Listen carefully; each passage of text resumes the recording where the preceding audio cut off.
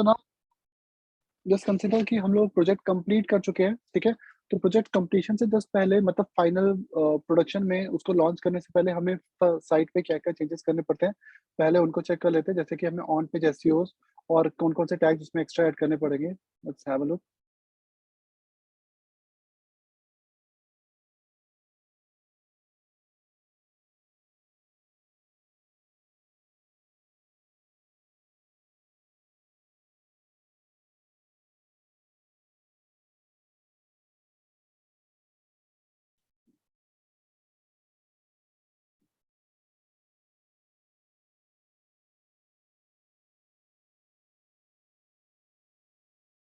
Okay, so now let's consider कि ये मेरे पास एक ऑलरेडी साइट है।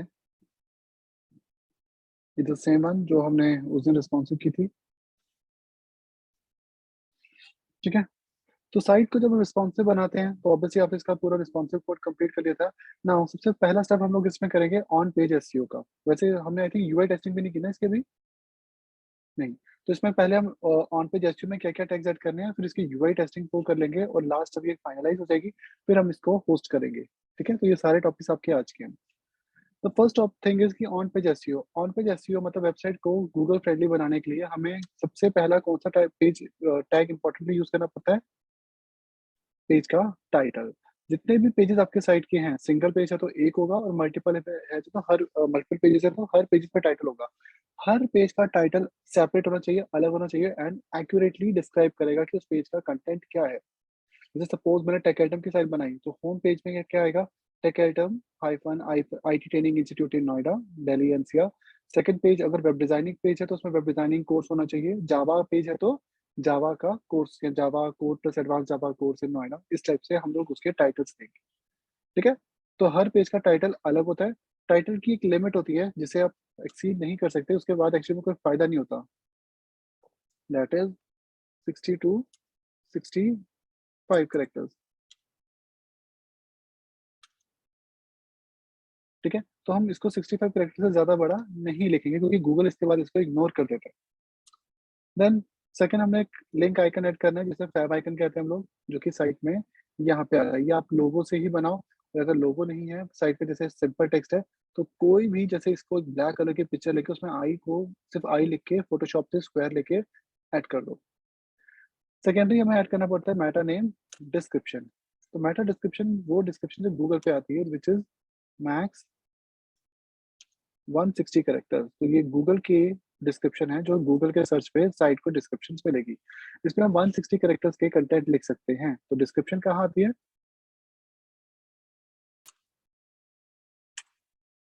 जैसे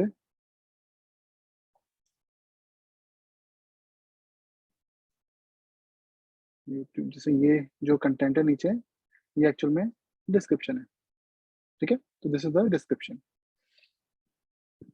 तो ऑन पेज एसईओ में सबसे इंपॉर्टेंट होता है title and second Meta description. फिर ब्रांडिंग के लिए हमें एक लिंक फैब आइकन भी ऐड करना है, ठीक है? सीएसएस को आप ऑप्टिमाइज कर सकते हो, जैसे स्टाइल जो होगी वो मिनिफाई कर दो, ठीक है? सेकेंडरी आपका कोई भी एचआरएफ ब्लैंक या एम्प्टी नहीं होना चाहिए। तो जितने भी एचआरएफ हैं उनको वैलिड पाथ दो और अगर एचआरएफ में पाथ नहीं है जैसे ये, तो एटलीस्ट इसमें हैश दे दो, मतलब आईडी का पाथ दे दो। मतलब एचआरएफ की वैल्यू ब्लैंक एम्प्टी नहीं होनी चाहिए। तो जस्ट मेक श्योर आपने कोई भी एचआरएफ एम्प्टी नहीं दे रखा हो। इस बटन में भी एक इशू है और वो इशू क्या है?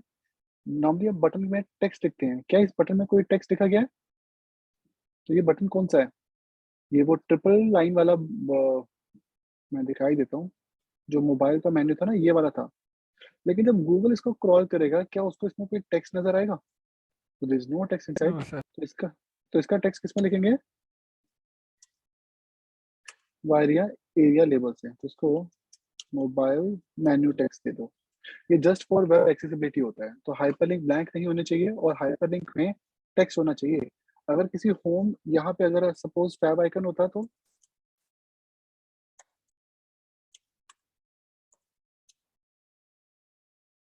इस टाइप का होता सपोज ये, जैसे सपोज यहाँ पे होम का आइकन होता। इन दैट केस आपको यहाँ पे ए को क्या देना पड़ेगा? एरिया लेबल और इसका लेबल क्या होगा? होम। तो अगर होम टेक्स्ट में नहीं लिखा तो एरिया लेबल में लिख दो। जैसे सर्विसेज प्रॉपर लिखा है तो ठीक है, नहीं लिखा तो इस टाइप से लिख दो या तो एरिया लेबल देके इसको स्पेसिफाई करो, क्योंकि स्पैन का जो टेक्स्ट है ना ये रीडेबल नहीं होता, ये तो बिफोर से आता है। ठीक है, तो बटन्स में भी डिस्क्रिप्टिव टेक्स्ट होना चाहिए। ठीक है,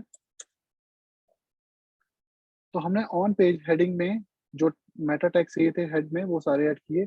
हमारा पेज H1 से शुरू हो रहा है और उसके बाद हमारी हेडिंग सिंक्रोनस है, प्रॉपर सीक्वेंस में चल रही है। दैट मीन्स हमारी ये सारे इश्यूज नहीं होंगे। ठीक है, अब हम लोग क्या करने वाले हैं, हमारा पेज लाइव लोकल होस्ट चल रहा है, हम एक लोकल टेस्ट करने जा रहे हैं।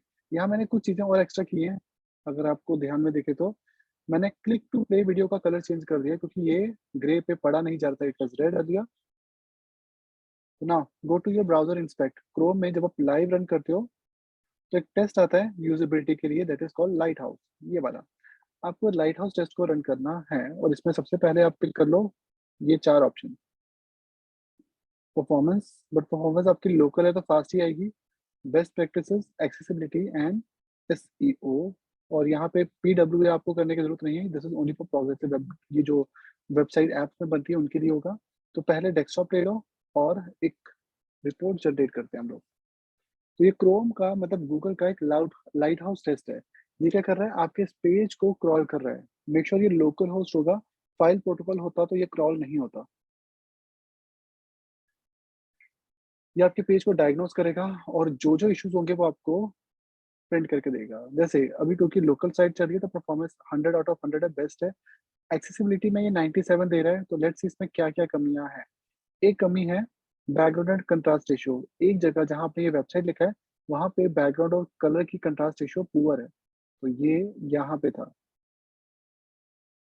तो ये कैसे चेक करते हैं हम लोग contrast ratio, by using this tool. तो इस टूल से आप चेक करो, यस इसके कंट्रास्ट रेशियो पुअर है, इट्स 3.42। तो ऐसा क्या करे कि इनकी कंट्रास्ट रेशियो बढ़ जाए।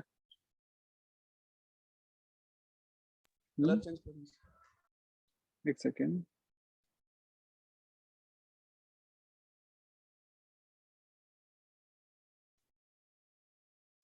एक तो बोल्ड करके देखते हैं, नहीं बोल्ड से फर्क नहीं पड़ेगा। कलर का मैचिंग ही सही नहीं है सर, कलर नहीं, समटाइम्स अगर बहुत कम हो ना, माइनर हो, तो बोल्ड करने से भी फर्क पड़ता है ना, बोल्ड से वेट बढ़ जाती है। लेकिन हमने फॉन्ट फैमिली दूसरी पे रखी है ना, ये इसमें बोल्ड वर्क नहीं करेगा। ओके, इसको ओपन करते हैं, दीज आर माय बटन।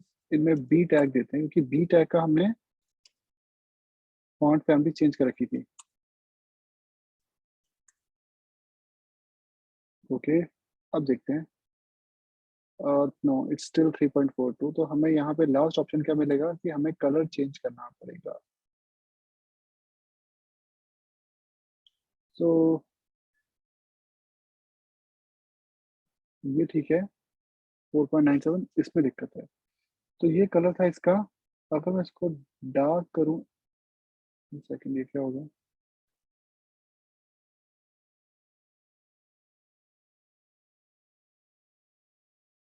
3.35 आ रहा है।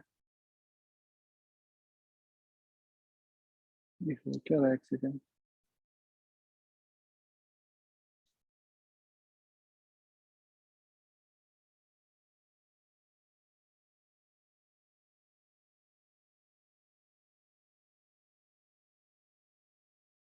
हम्म, तो मैंने ये कर दिया। अब इसको बॉर्डर कलर वही रहेगा, फॉन्ट कलर चेंज कर दो लाइन 65 पे। ठीक है, ऑल्दो थीम के अकॉर्डिंग कलर कुछ और है, लेकिन हमें यूजेबिलिटी के अकॉर्डिंग कलर में चेंजेस करने पड़ेंगे। तो ये हमारा जो कलर था इसको रिप्लेस कर दिया हमने इस कलर से। ठीक है, और बॉर्डर को वही रहने दो, है CA3C। तो बॉर्डर का कलर वही रहने दो, सिर्फ फॉन्ट वाला कलर चेंज कर दो। तो एक तो यहाँ पे यूजेबिलिटी इशू था, सेकंड कहाँ था, हाँ ये ठीक है। और नेक्स्ट था ब्रांडिंग में, ठीक है ये भी हो गया। तो ये कहाँ था, यहाँ पे तो टेक्स्ट है ही। ओके, div डॉट हवर में भी बोल रहा है, एक सेकंड। अच्छा ये आजकल हवरेबल एलिमेंट्स को भी दिखाता है ना। इसने हवर में ये जो डिजाइन वाला लिखा हुआ है ना इसको पकड़ रहा है, लेकिन ये आपको कैसे पता लगेगा इसके, क्योंकि हवर करने पे ही आता है। तो यहाँ पे एक टूल यूज करो इंस्पेक्ट में। ये हवर किसका है, वर्क का हवर था ना ये। तो हब को हवर सर। इनेबल करना है, बिना कर्सर लेके जाए हम चाहते हैं कि हवर हो। तो यहाँ तो इसको वो कर दो, इस पर राइट क्लिक करो और फोर्थ स्टेट कर दो कौन सी, हवर। बट आप हवर नहीं भी करोगे तो वो हवर हो जाएगा। ठीक है, उसके बाद इस टूल से चेक करो कंट्रास्ट इशू, सी ये वाकई कम थी, 3.49। तो दिस वाज द कलर, हमें इसको डार्क करना है।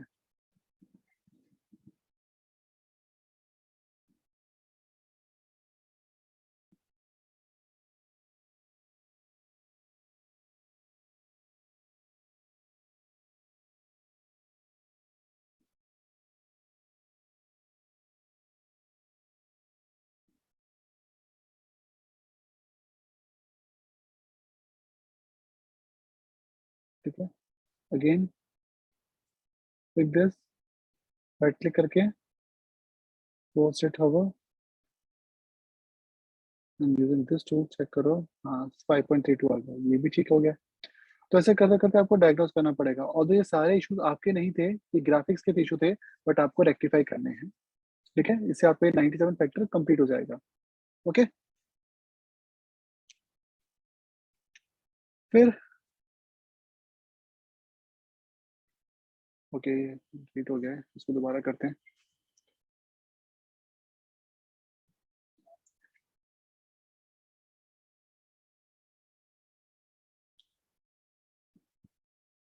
तो करंटली हम लोग डेस्कटॉप डायग्नोस कर रहे हैं, लास्ट में मोबाइल करेंगे। ये आपको बहुत ज़्यादा टाइम लगेगा, मीन्स क्योंकि मैं तो ऑलरेडी इस पर टेस्टिंग कई बार कर चुका हूँ, तो इसके मेरे कोड में इतने इश्यूज नहीं होंगे, बहुत रेयर होंगे। आपके में बहुत ज़्यादा इश्यूज होंगे, तो जस्ट मेक श्योर इसमें आप प्रॉपर टाइम स्पेंड करो। एक ऊपर जो साइन अप बटन आ रहा है उसको भी बोल रहा है या दिस इज ऑल्सो।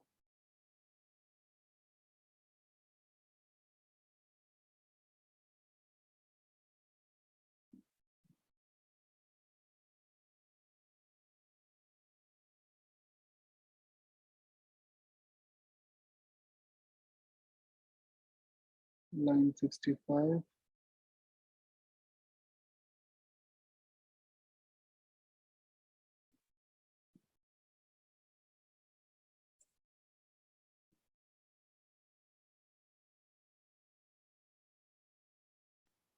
ठीक है, तो ये एक्सेसिबिलिटी है।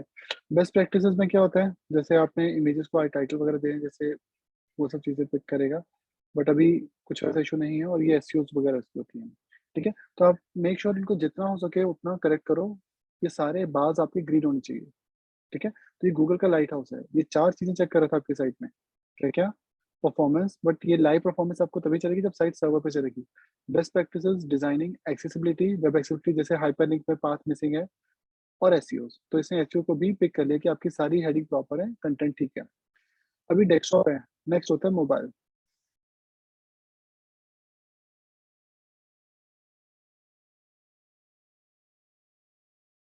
तो मोबाइल के अकॉर्डिंग हमेशा परफॉर्मेंस स्लो आएगी और इश्यूज ज्यादा आएंगे आपके।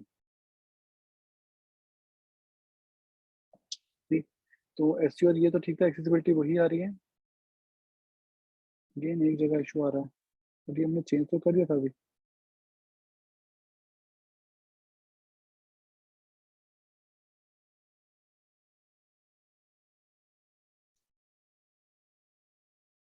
हम्म,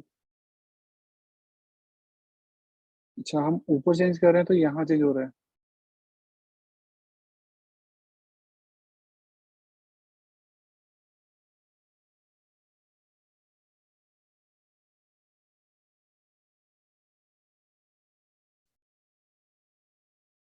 उसको लाइन 93 भी देते हैं, सिर्फ इसी के बटन में देंगे, बाकी जगह नहीं।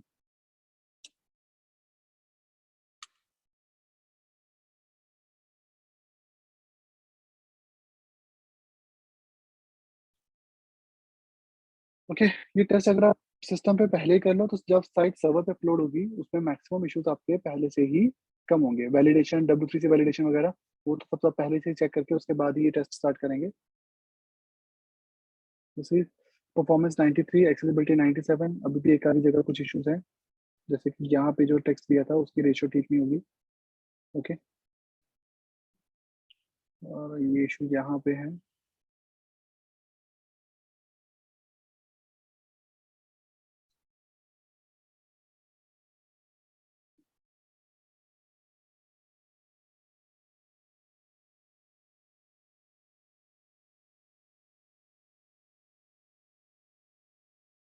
बैकग्राउंड एट लाइन 137, और ये थीम से बिल्कुल अलग बैकग्राउंड है, बट मैं इसके अकॉर्डिंग यही दे रहा हूँ अभी।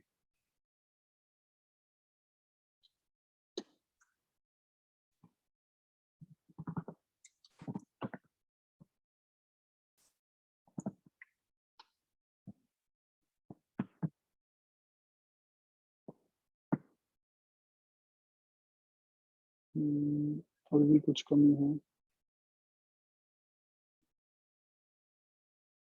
रैपर 3 में। अच्छा, सबसे लास्ट में, हाँ, सबसे पुअर कंट्रास्ट तो इस टेक्स्ट किया ना, 2.05।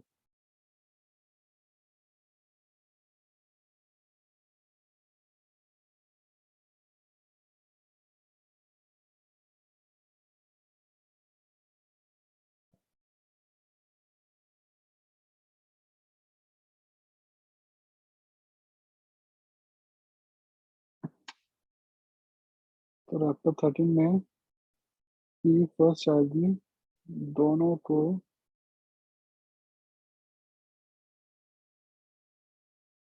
सेम कर देता हूँ मैं। ओके ना, तो आई थिंक मेरी कंट्रास्ट रेशियो वगैरह बिल्कुल ठीक है।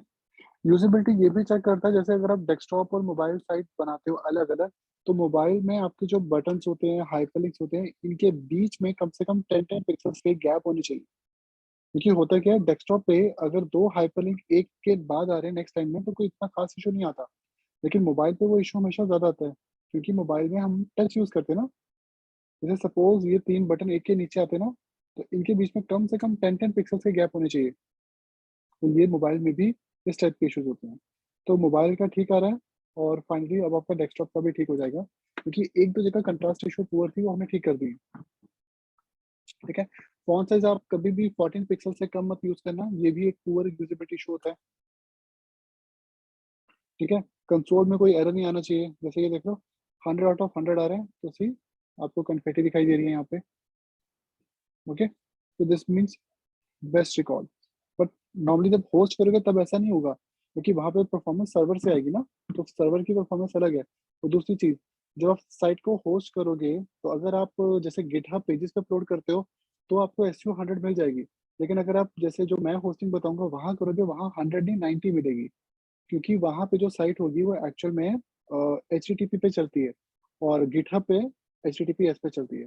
तो अगर साइट HTTPS पे होती है, उसके भी एक्स्ट्रा पॉइंट्स होते हैं, 10 पॉइंट्स होते हैं। मतलब आपका डोमेन सिक्योर हो तो उसकी भी एसईओ में पॉइंट्स ऐड होते हैं। तो ये हमारी साइट की यूटिलिटी थी। इसमें हमने 4 टेस्ट किए हैं। कौन कौन से? मेनली 2 है वैसे तो, एक तो एसईओ का और दूसरा यूजर एक्सपीरियंस। तो जो आपकी साइट का यूजर एक्सपीरियंस है वो कैसा होगा। सी, अब ये इतना एडवांस हो गया कि जो कंटेंट हवर पे आता है ना, मतलब जो बाइट फॉर स्क्रीन पे नहीं होता, ये उसको भी चेक कर लेते हैं। जैसे देखो, इसने इसको भी चेक कर लेते हैं कि ये पुअर कंट्रास्ट इशू थी जो हवर करने पे आ रहा था। तो मतलब अगर आपके ड्रॉप डाउन मेन्यूज हैं जो हवर करने पे ओपन होंगे, ये उनको भी चेक कर लेगा। ठीक है, जो एक्चुअल में जरूरी है, क्योंकि वो हम नॉर्मली देख रहे हैं, बट ये टूल उसको चेक कर लेता है। फिर फॉर्म है तो प्रॉपर लेबल्स के साथ आपका टेक्स्ट वगैरह होना चाहिए, ये सारी चीजें यूज होंगी। Okay, this is done. तो ये मेरी CSS है, और ये मेरा इंडेक्स पेज है। ठीक है। ओके, नाउ अब इस साइट को हम लोग होस्ट करेंगे। ठीक है, तो होस्ट करने के लिए पहले हम लोग क्या करेंगे, एक होस्टिंग सर्विस प्रोवाइडर। लेकिन होस्टिंग करने से पहले हम लोग यूज करने वाले हैं versioning management, that is GitHub. तो हम लोग यूज कर रहे हैं गिटहब को। गिटहब बेसिकली क्या है, जैसे मल्टीपल, इसको वर्जन मैनेजमेंट कहते हैं। जैसे एक प्रोजेक्ट पे बहुत से लोग काम करते हैं, तो होता क्या है कि सभी का जो कोड होता है उसको कोलैबोरेट करना है। तो हम एक कॉमन एरिया में, मतलब एक कॉमन क्लाउड सर्वर पे अपने कोड को रखते हैं, लेकिन वो जो क्लाउड सर्वर है वो डेडिकेटली कोड को रखने के लिए बनाया गया है। जैसे कि गिटहब, जो कि अब माइक्रोसॉफ्ट ने ले लिया है। तो गिटहब पे आप अपना अकाउंट बना सकते हो, जैसे सी this is my profile over GitHub. ठीक है। और इसमें आपको ऐड क्या करनी होती है, रेपो। तो रेपोज क्या होती है, बेसिकली आपका कोड होता है। जैसे मैं यहाँ पे 2 टाइप की रेपोज बना सकता हूँ, पब्लिक एंड प्राइवेट। तो जैसे मुझे न्यू रेपो चाहिए, तो आई क्लिक ऑन न्यू। ठीक है। रेपो का नाम मैंने दिया IDDO, बट ये ऑलरेडी, हाँ, ये कह रहा है अवेलेबल है। तो ये रेपो का नाम IDDO है, तो इसको मैंने कहा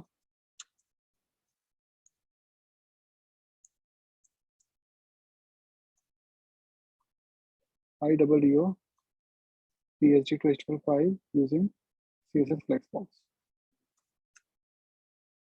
ठीक है, ये इसकी डिस्क्रिप्शन है। नाउ ये पब्लिक होगी या प्राइवेट? अगर आप प्राइवेट रखते हो तो जिसको आप इसके साथ कोलैबोरेट करते हो वही इसको एक्सेस कर सकता है।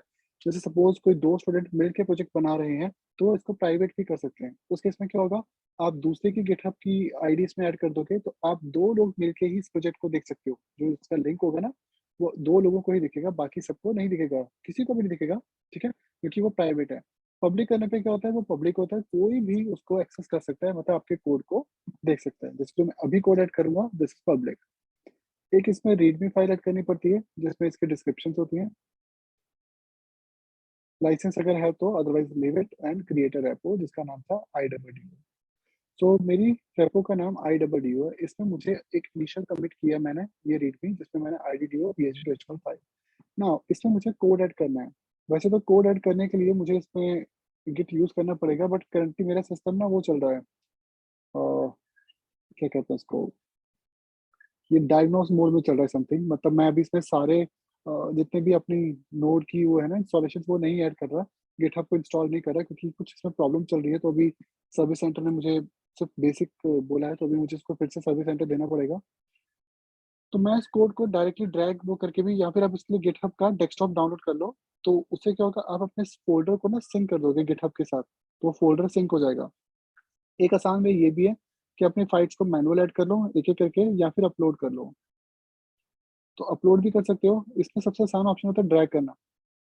ठीक, तो ये मेरा ड्रैग है और ये मेरी कोड थे। पीएचडी को छोड़ के बाकी सारी फाइल्स को क्या करना है मुझे, एक्सेप्ट पीएचडी, बाकी सारी फाइल्स को मुझे यहाँ ड्रैग कर देना है। ये सारी फाइल्स एक एक करके यहाँ पे ऐड हो रही हैं। टोटल 15 साइट फाइल्स हैं। सी, तो ये सारी की सारी डायरेक्टरीज यहाँ पे आ रही हैं। 10 out of 15, 11, 12, 13, 14 and now it's done. मेरा पूरा का पूरा कोड यहाँ अपलोड हो गया। तो मैंने यहाँ लिख दिया कोड अपलोडेड।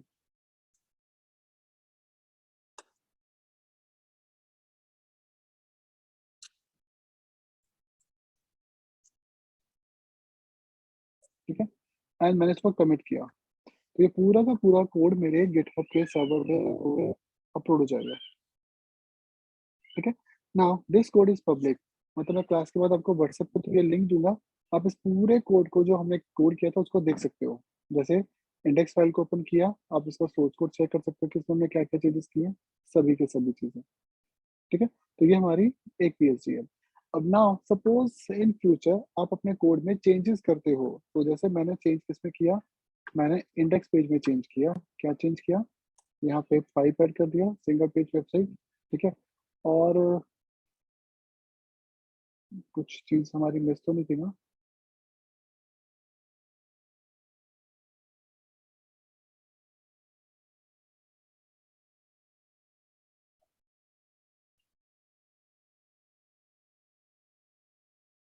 ओके, तो कुछ माइनर सा चेंज किया मैंने, ज्यादा मेजर चेंज नहीं है मेरा कोड में, फाइल में। कुछ भी ऐड कर दो, जैसे सपोज आपने यहाँ पे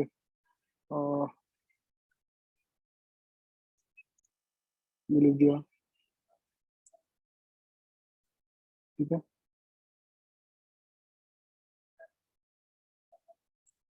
ठीक है, ना मैंने क्या किया, अगेन ऐड फाइल में जाके अपलोड की, लेकिन सिर्फ वही फाइल, बाकी को अपलोड करने की जरूरत नहीं थी। सिर्फ इंडेक्स चेंज हुई है, तो इंडेक्स को हमने दोबारा से यहाँ पे ऐड किया और कमिट क्या किया, इंडेक्स डेटा चेंज। अगेन इसको हमने कमिट किया। तो ये बेसिकली सारे के सारे स्टेप्स याद रखेगा आपको। जैसे इंडेक्स फाइल को ओपन करो, ये बता रहा है कि आपने इस पर कब कब क्या कमिट किए थे। सी, ये इसकी हिस्ट्री दिखा रहा है, कब आपने अपलोड की थी, फिर आपने उसका डेटा चेंज किया था। तो पहली बार हमने क्या किया, कोड अपलोड किस यूजर ने, इसने 2 मिनट्स अगो। फिर 10 सेकंड्स पहले इसी यूजर ने क्या किया, डेटा को चेंज किया। आप क्लिक करके देख भी सकते हो कहाँ कहाँ डेटा चेंज हुआ था। एक तो यहाँ पे और दूसरा यहाँ पे। मतलब अगर आप 2-3 लोग कोलैबोरेट कर रहे हो अपने कोड में, तो आपको एग्जैक्टली पता रहेगा कि कहाँ पे क्या क्या चीज है। ठीक है, तो ये मेरी गिटहब का एक वो है, रेपो है। अब रेपो बेसिकली ये किसके लिए होती है, ये कोड को मैनेज करने के लिए होती है, मतलब आप अपने साइट को फ्यूचर में इजीली मैनेज कर सकते हो, वर्जनिंग वगैरह हर चीज। ये बता रहा है कि आपके कोड में एचटीएमएल फाइल कितनी है, सीएसएस कितनी है, जेएस वगैरह है तो वो कितनी है। Okay okay. अब होता क्या है, अब मुझे साइट को, वेबसाइट को सर्वर पर रन करना है, उसके लिए एक तरीका तो है कि आप गिटहब के पेजेस बना सकते हो। गिटहब पेजेस क्या होते हैं, मतलब गिटहब पे ही वेबसाइट्स होती हैं, जैसे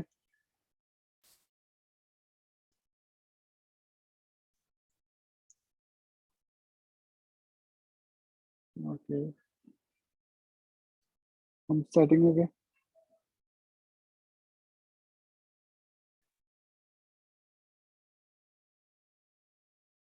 ओके तो मैं यहाँ पे सेटिंग्स में गया, हम गिटहब पेजेस बनाना चाहते हैं तो ये पेजेस होते हैं, मतलब मैं इसी को एक लाइव साइट बना दूंगा तो ये मेरा गिटहब का पेज बन जाएगा। Okay GitHub is design to host your personal source. अब हम इसको, अब पहले चेक करो इस कोड की ब्रांच कौन सी है, तो ये मेन ब्रांच में था, तो ये आपको पता नहीं चाहिए कि ये कोड मेन ब्रांच में है। So go to settings, GitHub pages दे लो, ठीक है, और ब्रांच का नाम चूज कर लो, इट्स अ मेन ब्रांच, और रूट मतलब जो मेन फोल्डर था उसी से आपको पिक करना है। Click on save. तो ये जो मेरी साइट है ये इस पे चलेगी, अभी ये पब्लिश नहीं हुई है क्योंकि ब्लू आ रहा है, जब यहाँ ग्रीन आ जाएगा तो ये साइट गिटहब पे इस यूआरएल के थ्रू चलेगी। बट ये वेबसाइट लाइव नहीं है, ये गिटहब पेज है, तो लाइव वेबसाइट डोमेन पे चल रही है, ये गिटहब पेज पे चलेगी। मतलब आप इस साइट को स्लैश करके फ्यूचर में देख सकते हो, बट अभी पब्लिश नहीं हुई है तो थोड़ा सा टाइम लगाएगा।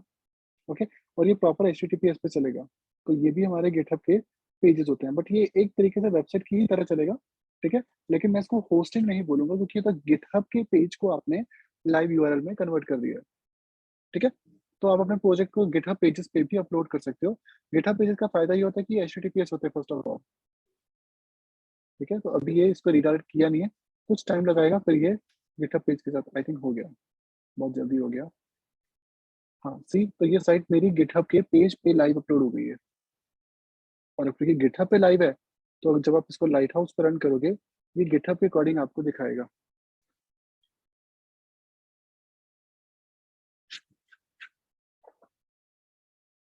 लेकिन नॉर्मली गिटहब पे आप स्टैटिक साइट्स भी होस्ट कर सकते हो, लेकिन अगर एपीआई वगैरह है बैकएंड में तो वो भी कर सकते हो इसके साथ, क्योंकि इसमें एपीआई भी चल जाएंगी। सी, ये आपको 100 आउट ऑफ 100 दे रहा है, क्यों, क्योंकि गिटहब है तो ऑब्वियसली परफॉर्मेंस बेस्ट आएगी, एक्सेसिबिलिटी बेस्ट प्रैक्टिस और एक्सेस हमने ऑलरेडी चेक कर रखी है। तो एक आपने अपनी साइट को गिटहब के पेजेस पे अपलोड किया, ठीक है। दूसरा हम अपनी साइट को किसी डोमेन सर्विस प्रोवाइडर जो होते हैं उन पे अपलोड करेंगे, जैसे कि अवार्ड स्पेस हो गया, गोडैडी हो गया। तो गोडैडी से हम लोग डोमेन्स परचेज करते हैं और उस पे अपनी साइट को होस्ट करते हैं। जैसे ये हमारा डोमेन, वो ऑब्वियसली ये ऑलरेडी परचेज है, किसी ने परचेज कर रखा है टेक आइटम ने, तो ये टेक आइटम की स्पेलिंग गलत है।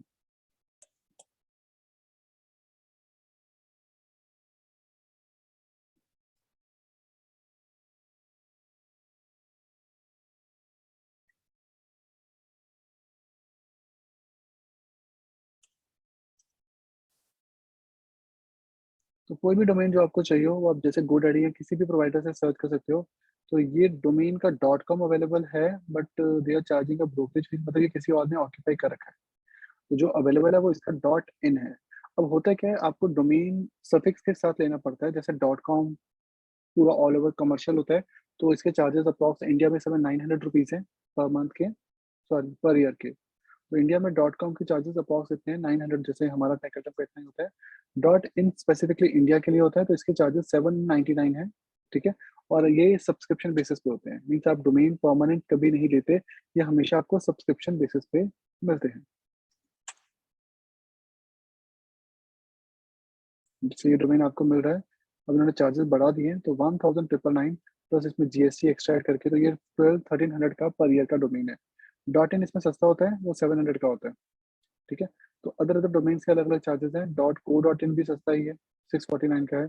.online एक्सपेंसिव है, .club, .live, .shop ये आपको अवेलेबल है। जो भी आपको डोमेन चाहिए आप उसको ऐड टू कार्ट करके अपना, जैसे GoDaddy का एक अकाउंट बना के आपका डोमेन उस अकाउंट में ऐड हो जाएगा। पर डोमेन आर रेंटेड प्रॉपर्टीज, ठीक है। डोमेन क्या होते हैं, they are actually rented properties. तो ये रेंटेड होते हैं, मतलब आप परमानेंट इनको नहीं यूज कर सकते। आप हर साल, जैसे गोडैडी पे हमारा डोमेन है, तो हर साल हमें क्या करना पड़ता है, जब जब हमारी सब्सक्रिप्शन डेट आती है, रिन्यूअल डेट, हम उसको रिन्यू करवाते हैं। तो वो रिन्यू होता रहेगा, तो ऑटोमेटिकली वो आपके पास रहेगा। ठीक है, परमानेंट नहीं होता। हाँ, ये होता है कि जैसे आप 3 साल की इकट्ठी वो रिन्यूअल करा लो, या मैक्सिमम जितनी अवेलेबल है वो करा सकते हो।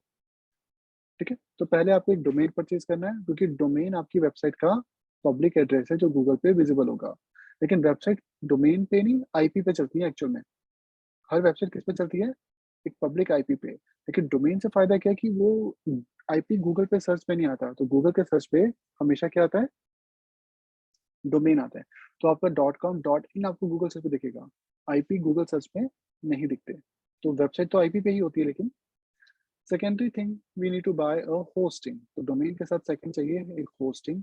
तो होस्टिंग मतलब आपको GoDaddy पे या जो भी आपका प्रोवाइडर होगा, एक स्पेस लेना पड़ेगा उसके पास। जैसे इनका स्टार्टर प्लान है, तो दे are charging 199 per month for 1 month. ये इंडियन चार्जेस है, जिसमें 512 MB की रैम होगी सर्वर की, वन वेबसाइट, अनलिमिटेड बैंडविड्थ और 30 GB की स्टोरेज और एक डेटाबेस। थोड़ी सी बेटर परफॉर्मेंस चाहिए, स्टैंडर्ड परफॉर्मेंस मतलब 1 GB रैम, तो वन वेबसाइट ये बेटर ऑप्शन है। डेटाबेस इसमें 10 मिल जाएंगे। और बेटर चाहिए, जैसे अनलिमिटेड वेबसाइट है, तो गो फॉर दिस प्लान। और अगर स्पीड इंप्रूव चाहिए, वेबसाइट का परफॉर्मेंस अच्छी चाहिए और, तो गो फॉर दिस प्लान। इनसे भी ज़्यादा जब ट्रैफिक होता है, तो then you should go for,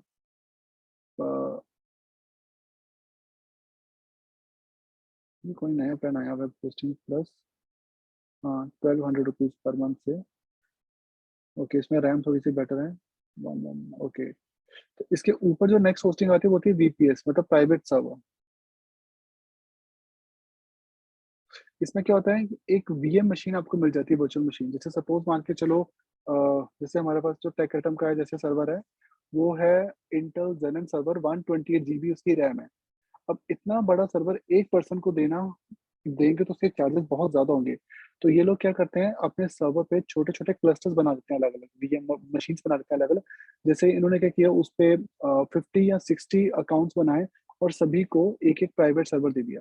अब उसमें क्या होता है, मतलब आपको एक बड़े सर्वर पे एक छोटा सा पार्ट मिल जाता है, बट वो पार्ट डेडिकेटली आपका होता है।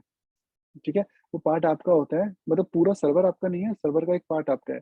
आप अपना ऑपरेटिंग सिस्टम उसमें ऐड कर सकते हो, ऑपरेटिंग सिस्टम अपडेट कर सकते हो, उसमें अपनी ऐप ऐड कर सकते हो, सब कुछ। तो आपके पास रूट एक्सेस हो जाती है उसकी। इसमें 1 CPU है, 1 GB रैम है, और 20 GB की SSD स्टोरेज दे रहा है ये आपको। पहले इनमें SSD नहीं थी। हाई रैम में जाओगे तो see, they are offering 2 GB RAM at this price. तो 500 रुपीज पर मंथ से नॉर्मली आपको VPS मिल जाते हैं, प्राइवेट सर्वर। लेकिन एक्चुअली में VPS को मैनेज करना मुश्किल होता है, क्योंकि इसमें कंट्रोल पैनल नहीं होते। तो ये सेल्फ मैनेज VPS है। और अगर आपको चाहिए फुल मैनेज VPS, तो उसके चार्जेस बहुत हाई हैं इनके, पर मंथ 7,000 रुपीज से। तो उसमें परफॉर्मेंस में बहुत फर्क नहीं है, लेकिन आपको हर चीज के लिए कंट्रोल पैनल मिल जाता है। जैसे इंस्टॉल करना हो, कुछ भी करना हो, सबके लिए आपको सर्विस टीम सपोर्ट सब कुछ मिल जाएगा उसमें। इसमें हर चीज फ्री है, पेड है। जैसे डेटाबेस इंटीग्रेशन कमांड के थ्रू होगी, तो उसमें GUI मिल जाता है आपको। सबसे महंगी होस्टिंग होती है डेडिकेटेड एंड क्लाउड। तो डेडिकेटेड में क्या है, ये सर्वर का नाम है DS32। ये आपको 8,8800 पर मंथ चार्ज करेगा, क्योंकि ये इंटेल का जेनन प्रोसेसर पूरा डेडिकेटेड आपके लिए। 3 GHz का है, टर्बो, 32 GB DDR4 रैम है, और इतनी हार्ड डिस्क है। तो इसकी पूरी कॉन्फ़िगरेशन आप अपने अकॉर्डिंग करवा सकते हो। आप कस्टमाइज भी कर सकते हो। SSD वाला चाहिए तो उसके चार्जेस दिए रहे।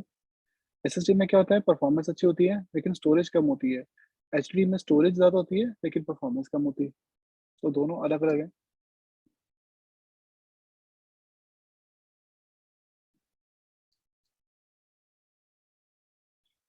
Okay, so we got a hosting service provider, और सेकंड हम लोगों ने एक डोमेन परचेज किया। अब मैं आपको फ्री होस्टिंग करवाऊंगा, जिसमें आप डोमेन भी नहीं लेना पड़ेगा।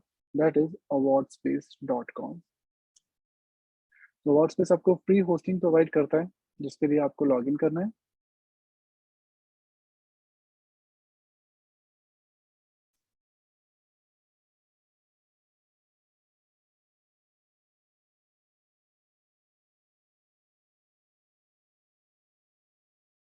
तो first you have to log in using free account.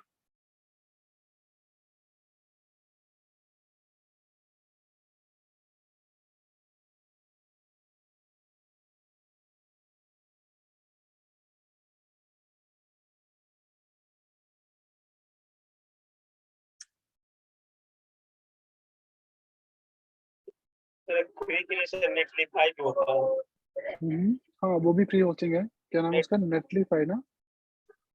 हाँ हाँ नेटलिफाई बहुत फेमस है। नेटलीफाई पे भी बहुत स्टूडेंट्स हैं अभी, जो मैक्सिमम स्टूडेंट्स आजकल प्रोजेक्ट कर रहे हैं ना, वो इसी पे देते हैं। नेटलीफाई पे ये भी फ्री होस्टिंग देता है आपको। हाँ, आप उसमें गिटहब कनेक्ट कर सकते हो, तो उसमें आई थिंक प्राइसिंग में कुछ, हाँ स्टार्टर प्लान जो है इनका फ्री होता है, क्योंकि अभी एक स्टूडेंट ने प्रोजेक्ट सबमिट किया था ना, उसने भी ये किया था।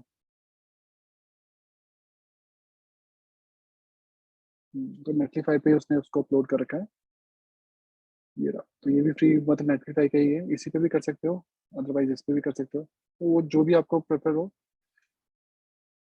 जैसे इनके जो चार्जेस हैं फ्री हैं, तो आप इसको फ्री होस्ट कर सकते हो इसमें, इवन द फ्री। अच्छा, एक मेंबर होगा, वन रिव्यूअर होगा, एक ही करंट बिल्ड होगा जिसमें बैंडविड्थ आपकी लिमिटेड है, एक अनलिमिटेड वेबसाइट वैसे दे रहा है आपको, और डोमेन सब डोमेन इसमें आई डोंट नो होंगे कि नहीं, बट आई थिंक सब डोमेन तो फ्री होगा, डोमेन फ्री नहीं होगा शायद। डोमेन अब फ्री मिलते भी नहीं है, पहले पहले ना डोमेन फ्री मिल जाते थे, अब फ्री डोमेन अवेलेबल नहीं है। तो नेटलीफाई पे भी आप ऐप अपलोड कर सकते हो अपनी स्टैटिक साइट को, या फिर गिटहब पेजेस भी बना सकते हो। ओके, तो मैं अबाउट स्पेस पे करवा रहा हूँ, तो अबाउट स्पेस का ये है आपका कंट्रोल पैनल। इसमें तीन चीजें आपको ध्यान रखनी है बस, मेन, वैसे तो बहुत कुछ है। एक तो डोमेन मैनेजर जहाँ आपके डोमेन्स होते हैं, एक एफटीपी मैनेजर, और तीसरा फाइल मैनेजर। डोमेन मैनेजर में क्या होता है, आपके जो डोमेन्स आपने इनके थ्रू परचेज कर रखे हैं वो आ जाएंगे। जैसे मैंने इनकी साइट पे तीन चार डोमेन दे रखे हैं, या फिर सब डोमेन। तो अगर आप इनकी साइट पे देखो, मेरे पास एक डोमेन है यहाँ पे, www.techalter.dx.em। ये एक्चुअल में फ्री डोमेन है, पहले ये फ्री डोमेन देते थे, बट अब 2 साल से ये फ्री डोमेन नहीं दे रहे हैं। तो ये फ्री डोमेन है जिसपे ये साइट चल रही है। ठीक है, ये एक बूटस्ट्रैप का मिनी प्रोजेक्ट है, ये इसमें अपलोड कर रखा है। हम यहीं पे अपनी साइट को अपलोड करेंगे अब। ठीक है। और क्योंकि आपको फ्री डोमेन नहीं मिलेंगे अब, तो आपको यहाँ पे फ्री डोमेन का ऑप्शन नहीं मिलेगा। आपको क्या करना है, क्लिक करना है क्रिएट अ फ्री सब डोमेन। इसमें यहाँ पे आप अपना कुछ भी नेम दे दो, और यहाँ पे आपको सब डोमेन इनमें से कोई एक पिक कर लेना है। उसके बाद आप क्रिएट पे क्लिक करो, तो ये आपका नेम हो गया, यहाँ आपका सब डोमेन @ मतलब डॉट, फिर ये डोमेन .com। तो इस टाइप से आपको साइट मिल जाएगी, जैसे आपने लिखा अभी डॉट, फिर एट अभी डॉट,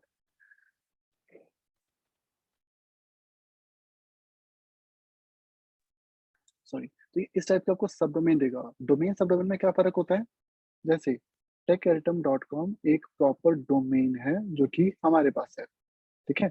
लेकिन इसी का एक सब डोमेन कौन सा है, tutorial.techeritum.com। तो ये टेकरिटम का एक सब डोमेन है।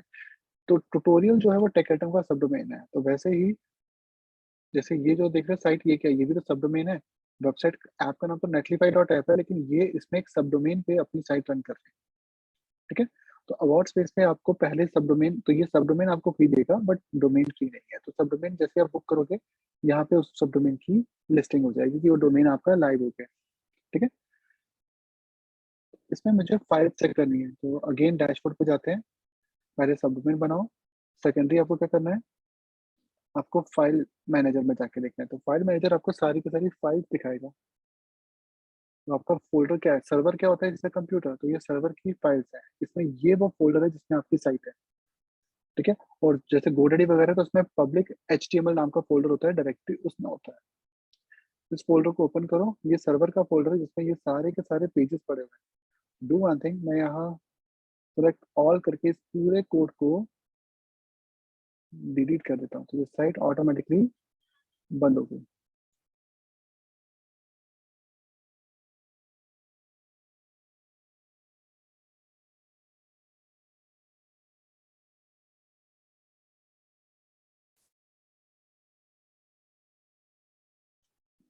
ठीक है, तो ये साइट अभी कैश आ रही है। कंट्रोल शिफ्ट आर करोगे तो ये आपको 1 2 3 कंट्रोल पैनल का वो दिखाएगा। दैट मीन्स ये साइट जो है वो अपलोडेड नहीं है। अब आपको साइट को अपलोड करना है। ठीक है, तो ये आपका डोमेन है, लेकिन इसमें आपकी साइट अभी लिंक नहीं है। आपको इस डायरेक्टरी में फाइल को अपलोड करना है। आप यहाँ पे चाहो तो पेजेस बना भी सकते हो, जैसे आपने एक फाइल बनाई किस नाम से, index.html, और उस इंडेक्स फाइल के अंदर क्या लिखा, एडिट किया, इसमें h1 दे दिया,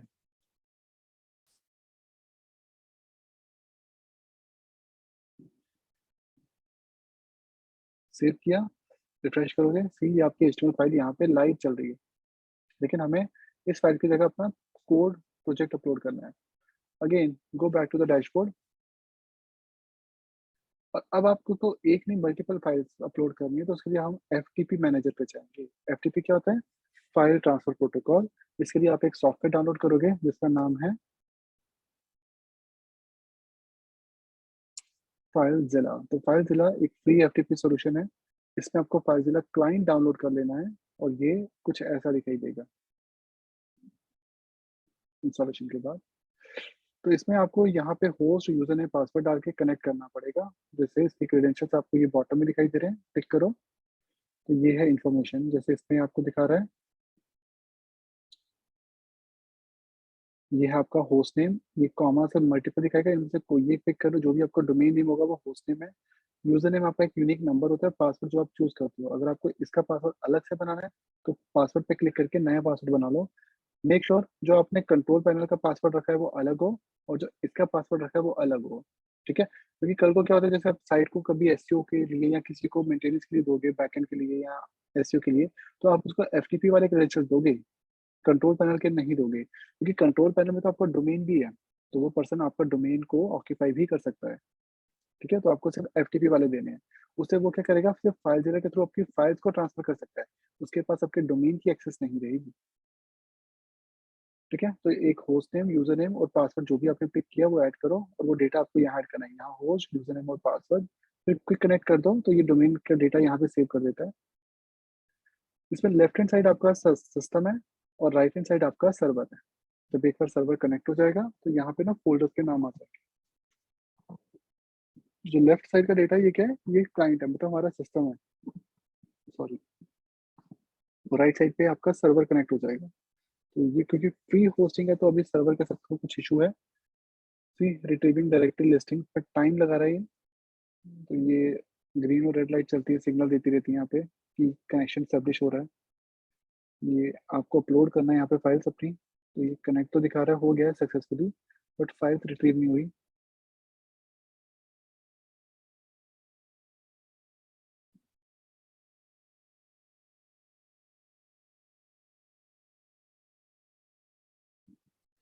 ओके, कनेक्शन फेल, दोबारा ट्राई करते हैं, रिफ्रेश करो।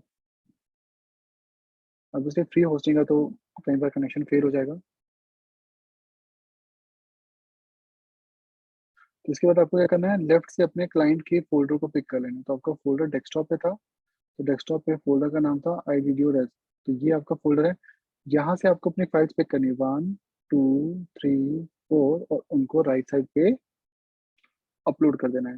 वैसे इसमें आई थिंक गिटहब का ऑप्शन नहीं है, लेट मी चेक इसमें गिट इंटीग्रेशन है कि नहीं। तो अगर आप चाहो तो इसमें गिट इंटीग्रेट कर दो, तो जो रेपो आप इसमें इंटीग्रेट करोगे ना, उसका पूरा कोड इसमें ट्रांसफर हो जाएगा। ये फ्री होस्टिंग है तो मेरे ख्याल से इसमें गिट इंटीग्रेशन शायद नहीं होगी।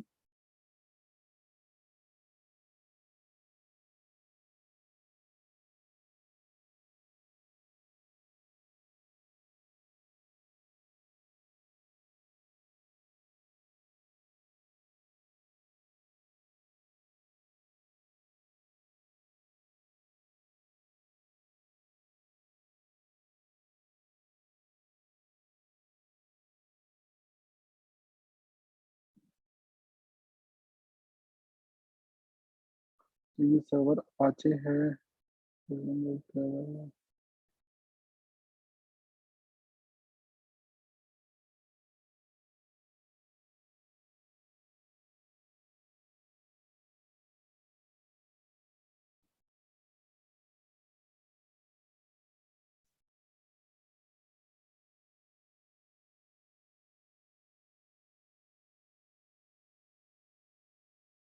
ओके, अगेन ये डिस्कनेक्ट हुआ है। नॉर्मली फ्री होस्टिंग में कई बार ये इश्यूज अब ज्यादा आते हैं, ऑब्वियसली इनके विजिटर्स भी ज्यादा होंगे, ट्रैफिक भी बढ़ गया होगा साइट पे, तो दैट्स व्हाई ये रिस्पॉन्ड नहीं कर रहा। नो इशू, अगर ये नहीं कनेक्ट होगा मैं आपको एक ऑल्टरनेटिव वे भी बता दूंगा, सो दैट कभी ये वर्क ना करे तो भी आप प्रोजेक्ट होस्ट कर लो। अगर ये वर्क नहीं करेगा तो अगेन डैशबोर्ड पे आप फाइल मैनेजर्स पे चले जाओ। यहाँ पे फाइल मैनेजर था, बट इसमें आपको एक एक करके फोल्डर्स और फाइल्स बनानी पड़ेंगी। जैसे ये आपका फोल्डर था, इसको ओपन करो। यहाँ पे अपनी डायरेक्टरीज बना लो, तो एक एक करके डायरेक्टरीज बना लो। तो मुझे क्रिएट करना है यहाँ पे एक डायरेक्टरी जिसका नाम होगा CSS। एक को डायरेक्टरी क्रिएट करनी है जिसका नाम होगा, तो वही नाम से जो आपकी डायरेक्टरी थी ना, सेम नाम की ऐड कर दो।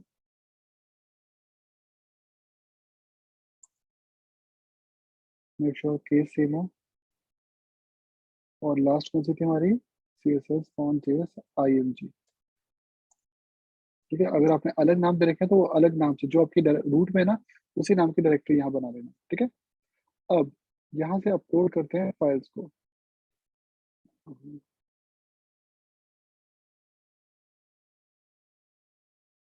तो डेस्कटॉप का ये फोल्डर है, पहले इंडेक्स को अपलोड करो रूट वाली डायरेक्टरी में। ये ओवरराइट करेगा और ये फाइल अपलोड हो गई है। अब इसको रिफ्रेश करोगे तो आपको HTML का पेज यहाँ पे डिस्प्ले दिखाइएगा, तो दैट मीन्स HTML की फाइल तो आ गई। अब नेक्स्ट CSS फोल्डर ओपन करो और इसमें अपलोड करो CSS वाले फोल्डर की फाइल्स। तो ये दो फाइल्स यहाँ पे अपलोड कर देना। ठीक है, रिफ्रेश करोगे, सी CSS भी काम कर रही है, लेकिन अभी फॉन्ट्स नहीं आए। तो फिर से बैक आओ, फॉन्ट्स फोल्डर को ओपन करो, अपलोड करो फॉन्ट्स को।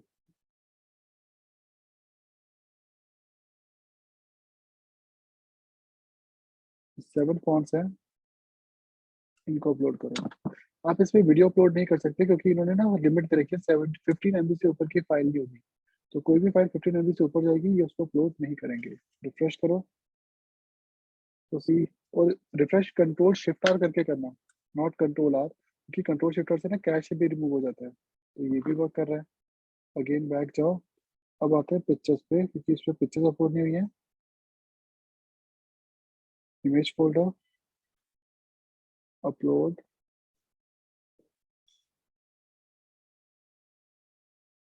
IMG। ये कौन सा पिक्चर्स है?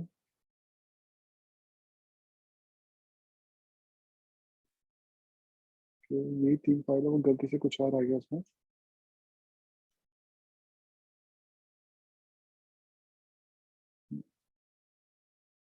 तो आई थिंक मेरी सारी डायरेक्टरीज अपलोड हो गई हैं। JS हमने ऐड की कि नहीं? नहीं, JS ऐड नहीं की। JS आई थिंक इसमें है नहीं। JS फोल्डर था ही नहीं इसमें। ओके, नो इशू, हमने इंटरनली यूज किया होगा। तो ना हमारी सारी फाइल अपलोड हो गई। एक बार कंसोल चेक करो कि कोई फाइल मिस तो नहीं हो। कंट्रोल शिफ्ट और प्रेस करना। ठीक, कंसोल में कोई फाइल अगर मिस होती तो उसका एरर आ जाता, बट कोई फाइल मिस नहीं है। ठीक है, तो ये साइट हमारे एक अलग सर्वर से चल रही है। नेटवर्क में आप देख सकते हो कितनी रिक्वेस्ट है, कितना टाइम लगा रही है। लेकिन अब आप जब लाइट हाउस रन करोगे टेस्ट इस साइट पे, तो इसकी परफॉर्मेंस 100 आउट ऑफ 100 नहीं आएगी, क्योंकि अब जो डेटा है वो लोकल नहीं चल रहा है या गिटहब से नहीं आ रहा। जैसे ये पेज गिटहब से चल रहा था तो फास्ट चल रहा था ना, ये तो अवार्ड स्पेस से चलेगा। तो अवार्ड स्पेस की होस्टिंग का टाइम थोड़ा सा स्लो है। ऑब्वियसली फ्री होस्टिंग है तो टाइम ज़्यादा लगाएगी। तो HTTP है, HTTPS नहीं है। नहीं, ओके, हाँ ठीक है। तो परफॉर्मेंस इसकी 10 पॉइंट्स कम है, और बेस्ट प्रैक्टिस में इसने 92, मतलब कुछ पॉइंट्स कम कर दिए। कौन से? कि हमें HTTPS यूज नहीं किया। मतलब सेम साइट अगर एक अच्छी होस्टिंग पे होती और HTTPS होता तो 100 आउट ऑफ 100 थी, जैसे कि यहाँ। लेकिन सेम साइट अवार्ड स्पेस पे 100 आउट ऑफ 100 नहीं है, क्योंकि इसमें कुछ पॉइंट्स कम है। ठीक है, नेक्स्ट आपको सबसे क्या करना है? अब आपको जितने पेजेस एक एक करके अपलोड करने हैं, सिर्फ उन्हीं की फाइल्स को दोबारा अपलोड करना है। 1 सेकेंड, ये भी डिस्कनेक्ट कनेक्ट नहीं हो रहा।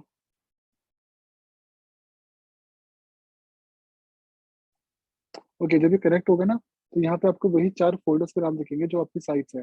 तो आपको आपकी जैसे ये वाली साइट थी, उसके फोल्डर को ओपन करके उसके अंदर इन फाइल्स को अपलोड करना है। तो लेफ्ट हैंड साइड से हम क्या करते हैं?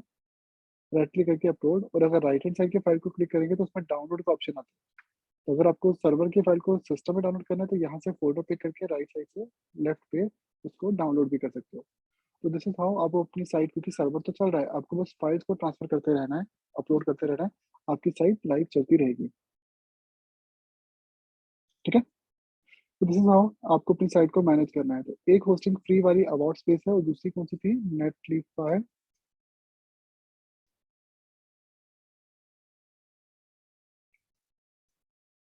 Dot app. तो ये भी बेसिकली प्लेटफॉर्म है एप्लीकेशन बिल्डर्स के लिए, तो इसमें आप फ्री होस्टिंग का यूज करके अपलोड कर सकते हो। गिटहब पे भी आप बना सकते हो, लेकिन उसको गिटहब पेजेस कहते हैं। तो गिटहब पे होस्टिंग नहीं होती, ये गिटहब पेजेस होते हैं। चलेंगे लाइव साइट की तरह, जी चलेगा एक लाइव वेबसाइट की ही तरह, बट इसको हम गिटहब पेजेस भी कहते हैं। तो गिटहब पेजेस पे अपलोड कर सकते हो, अवार्ड स्पेस पे कर सकते हो, या फिर तीसरा नेटलीफाई पे भी कर सकते हो। ठीक है, तो this is how you can upload your project. ठीक है, उसके बाद इसको आप मोबाइल पे चेक कर लो। मोबाइल पे चेक करने के लिए क्या होगा, इसी पेज को मैंने कॉपी किया, यूआरएल को कॉपी किया और मोबाइल डिवाइस पे रन किया।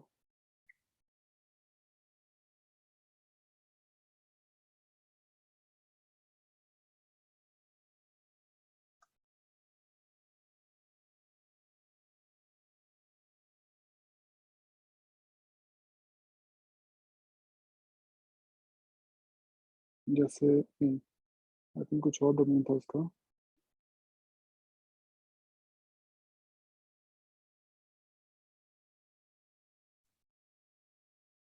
गिटहब।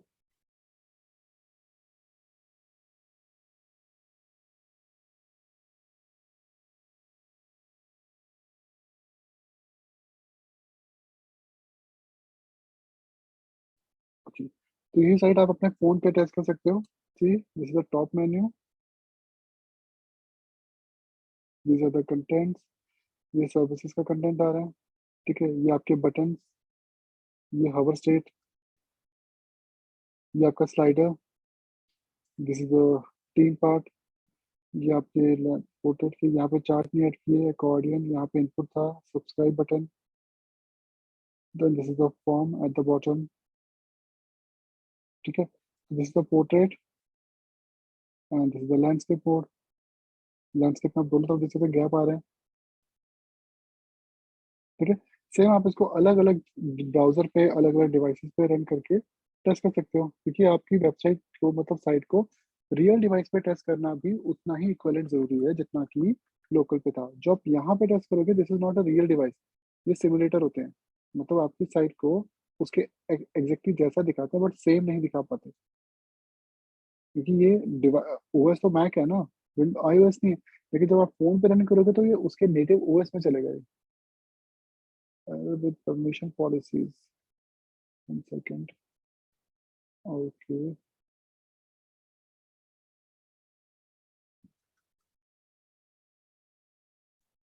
ठीक है, तो दिस इज द साइट जो आपकी लाइव चल रही है। अब ये आपको देखो, इसमें बटन आपका लेफ्ट आ रहा था, उसमें मिडल आ रहा था। तो कई बार आपके कई डिवाइसेस पे कुछ इश्यूज अलग होते हैं। ठीक है, एक चीज का सबसे ज्यादा ध्यान क्या रखना है, आपकी साइट पे ना राइट साइड पे ऐसा व्हाइट स्पेस बिल्कुल भी नहीं होना चाहिए, ये वाला। ठीक है, और अगर आ रहा है तो इस टूल से चेक करो कि वो व्हाइट स्पेस किसकी वजह से है। जैसे सपोज मुझे ऐसे यहाँ व्हाइट स्पेस दिख रहा है, तो मुझे इस टूल से चेक करना पड़ेगा कि व्हाइट स्पेस क्यों है और किसकी वजह से है। ठीक है, मेक श्योर ये ऊपर 100% कर लो जितना फिट टू ऑन विंडो, और इसका जूम लेवल आप ऐसे कर दो बिल्कुल लोएस्ट। उसके बाद आपको लेफ्ट पे चेक करना है कि कहीं कोई गैप तो नहीं है। गैप कब आता है, जैसे सपोज